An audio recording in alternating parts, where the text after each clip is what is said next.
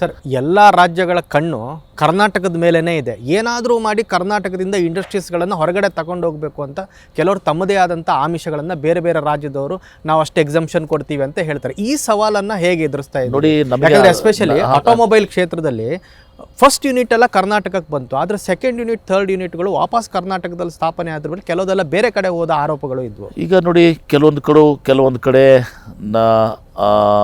Incentives ಆಶೆಗಾಗಿ ಅವರು ಹೋಗಿದ್ದಾರೆ, ಕೆಲವೊಂದು ಕಡೆ ನಮ್ಮ ತಪ್ಪುಗಳನ್ನು ಕೂಡ ಆಗಿದ್ದಾವೆ ಅಂತ ಹಿಂದಿನ ಅದನ್ನೆಲ್ಲ ನೋಡೋಕ್ಕೆ ಹೋಗೋದಿಲ್ಲ ನಾನು. ಆದರೆ ಇತ್ತೀಚೆಗೆ ಏನಾಗಿದೆ, ಭಾಳ ಸ್ಟಿಫಾಗಿ ಕಾಂಪಿಟೇಷನ್ ನಡೀತಾ ಇದೆ. ನಾನು ಉದಾಹರಣೆ ಕೊಡ್ತೀನಿ. ಮೊನ್ನೆ ಒಂದು ಕಂಪನಿ, ಆ ಕಂಪ್ನಿ ಹೋಗಿದ್ದಕ್ಕೆ ಯಾರೋ ಒಬ್ಬರು ನಮ್ಮ ಇಂಡಸ್ಟ್ರಿ ದಿಗ್ಗಜರು ಕಮೆಂಟ್ ಮಾಡಿದರು. ನಾವು ಅವ್ರಿಗೆ ಉತ್ತರ ಕೊಟ್ಟೆ. ನೋಡಿ, ಆ ಕಂಪನಿ ಇವತ್ತು 120% ಇನ್ಸೆಂಟಿವ್ ಕೇಳ್ತಾರೆ. ತಾವು ಇನ್ವೆಸ್ಟ್ ಮಾಡೋಕ್ಕಿಂತ ಜಾಸ್ತಿ ಕೇಳ್ತಾರೆ. ನಾವು ಫಾಕ್ಸ್ಕಾನು 20 ಮಿಲಿಯನ್ ಐಫೋನ್ ಮ್ಯಾನುಫ್ಯಾಕ್ಚರ್ ಮಾಡೋವಂಥವ್ರು 22,000 ಕೋಟಿ ರೂಪಾಯಿ ಇವತ್ತಿನ ದಿವಸ ಇನ್ವೆಸ್ಟ್ಮೆಂಟ್ ಮಾಡಿದ್ದಾರೆ. ಅವ್ರಿಗೆ 40% ಕೊಟ್ಟಿದ್ದೀವಿ. ಇವ್ರಿಗೆ 120% ಕೇಳ್ತಾರೆ. ನಮ್ಮ ಕೊಡೋಕ್ಕಾಗೋದಿಲ್ಲ. ಅದನ್ನು ನಾವು ವಾತಾವರಣ ಕೆಡಿಸ್ಲಿಕ್ಕೆ ಬಯಸೋದಲ್ಲ. ಬೇರೆ ರಾಜ್ಯಕ್ಕೆ ಕೊಟ್ಟರು ಹೋದರು ಅವರು. ನಾವು ಅಷ್ಟು ಡೆಸ್ಪರೇಟ್ ಆಗಿಲ್ಲ ಇವತ್ತಿನ ದಿವಸ.